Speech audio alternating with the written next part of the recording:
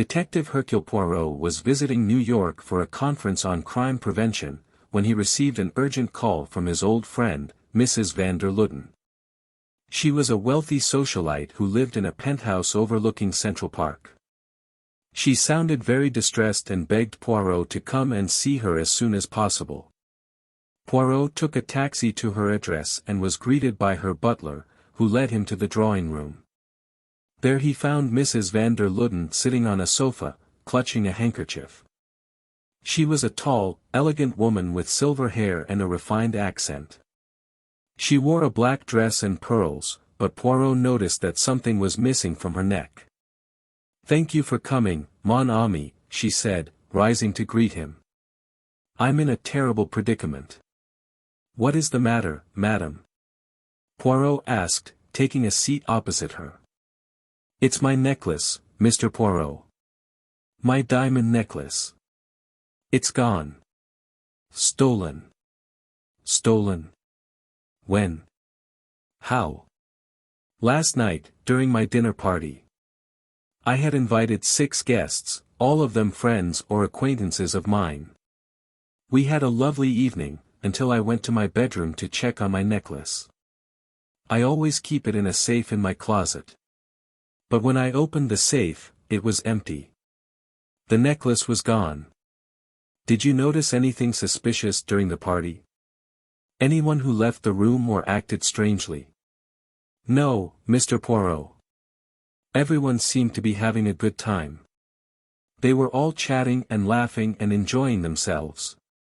No one seemed to have any motive or opportunity to steal my necklace." "Who were your guests, madam?" Mrs. van der Luden named them one by one. Mr. John Smith, a banker and her financial advisor. Mrs. Jane Smith, his wife and a fashion designer. Mr. Henry Jones, an art dealer and her cousin. Miss Lucy Jones, his daughter and an aspiring actress. Mr. Charles Brown, a lawyer and her neighbor. Mrs. Alice Brown, his wife and a charity worker. "And you are sure none of them left the room during the party?" "Positive, Mr. Poirot. The only time they left was when they went to the dining room for dinner, and then back to the drawing room for coffee and dessert. And I was with them all the time." "What about your staff? How many do you have?" "3, Mr. Poirot. My butler, James, my maid, Mary, and my cook, Anna. They have been with me for years and I trust them completely." "Did they have access to your bedroom or your safe?" "No, Mr. Poirot. Only I know the combination of the safe. And I always lock my bedroom door when I leave it." "Then how do you explain the disappearance of your necklace?" "I don't know, Mr. Poirot. That's why I need your help." Poirot nodded and stroked his mustache. "Very well, madam. I will do my best to solve this mystery for you. But first, I need to ask you some more questions." He proceeded to interrogate Mrs. van der Luden about the details of the party, the necklace, and her guests. He learned that the necklace was a family heirloom that had belonged to her grandmother. It was worth over $10 million and had been insured for that amount. She had worn it only once before, at her wedding anniversary 2 years ago. She had decided to wear it again last night as a surprise for her husband, who was away on a business trip in Europe. She had put it on in her bedroom before the party and admired herself in the mirror. She had locked the safe and the bedroom door behind her and joined her guests in the drawing room. She had not checked on the necklace again until after dessert, when she excused herself and went to her bedroom.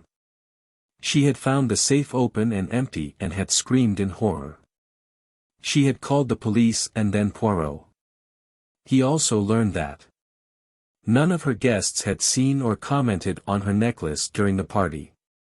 None of them had any financial troubles or debts that would make them desperate for money. None of them had any personal grudges or conflicts with Mrs. van der Luden or each other. None of them had any criminal records or shady connections. Poirot thanked Mrs. van der Luden for her cooperation and asked her to stay in her penthouse until he returned. He then left to interview the staff and the guests. He found out that the staff had been busy preparing and serving the dinner and had not noticed anything unusual. They had not entered Mrs. van der Luden's bedroom or seen anyone else do so. They had not seen the necklace or heard of its existence until the theft was discovered. He also found out that the guests had alibis for their whereabouts during the party and had no reason to lie or cover for each other. They had not seen the necklace or heard of its existence until the theft was discovered. They were all shocked and saddened by the loss of Mrs. van der Luden's necklace and offered their sympathy and support. Poirot returned to Mrs. van der Luden's penthouse with a puzzled expression on his face. He gathered everyone in the drawing room and announced that he had solved the case. He said, "Mesdames et messieurs, I have investigated this matter thoroughly and I have reached a conclusion. The thief of the necklace is none other than—" He paused and looked around the room. Mrs. van der Luden herself. There was a gasp of disbelief and a chorus of protests. Poirot raised his hand and continued. "Yes, madam, you are the culprit. You staged this whole affair to collect the insurance money. You never wore the necklace last night. You hid it somewhere else before the party and then pretended to find it missing after dessert. You called the police and me to create a diversion and a false trail. But you made a fatal mistake. You forgot to lock your safe after you took out the necklace. That's how I knew you were lying." Mrs. van der Luden turned pale and trembled. She said, "That's not true, Mr. Poirot. That's impossible. How can you accuse me of such a thing?" Poirot smiled and said, "It's very simple, madam. You see, I have a little trick that helps me solve crimes. I use my little gray cells. And they tell me that there is only one person who could have stolen your necklace without being seen or suspected by anyone else. And that person is you." He explained his reasoning. The necklace was too valuable and too conspicuous to be stolen by an outsider or a stranger. The staff were loyal and trustworthy and had no access to the safe or the bedroom. The guests were innocent and alibied and had no motive or opportunity to steal the necklace. The only person who knew the combination of the safe, who could enter and exit the bedroom without arousing suspicion, who could hide the necklace somewhere else, who could benefit from its disappearance, who could manipulate the police and him, was Mrs. van der Luden herself. He concluded, "Therefore, madam, you are guilty of fraud and attempted theft. And I have proof." He reached into his pocket and pulled out a small object. It was a diamond pendant that matched the necklace.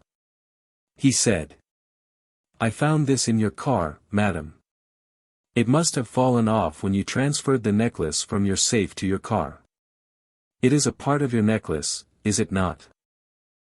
Mrs. van der Luden stared at the pendant with horror. She said, "No, no, it can't be." She broke down and confessed. She said, "Yes, yes, it's true, I did it all, I needed the money, my husband left me, he ran away with another woman, he took everything from me, everything but the necklace, I couldn't bear to lose it too, I couldn't sell it, it was too precious, too sentimental, so I decided to fake its theft, to get the insurance money, to start a new life. I thought I was clever, I thought I could fool everyone, but I didn't fool you. You're too smart, too clever." She sobbed and buried her face in her hands. Poirot sighed and shook his head. He said, "Madam, you are not clever at all.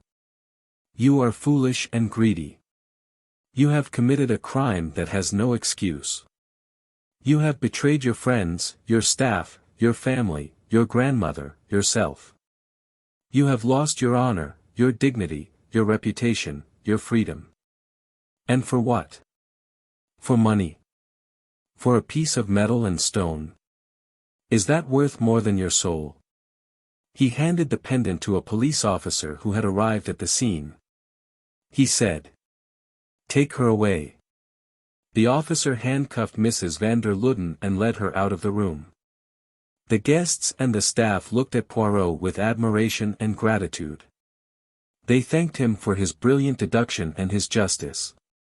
Poirot smiled modestly and said, "It was nothing, Miss Amos.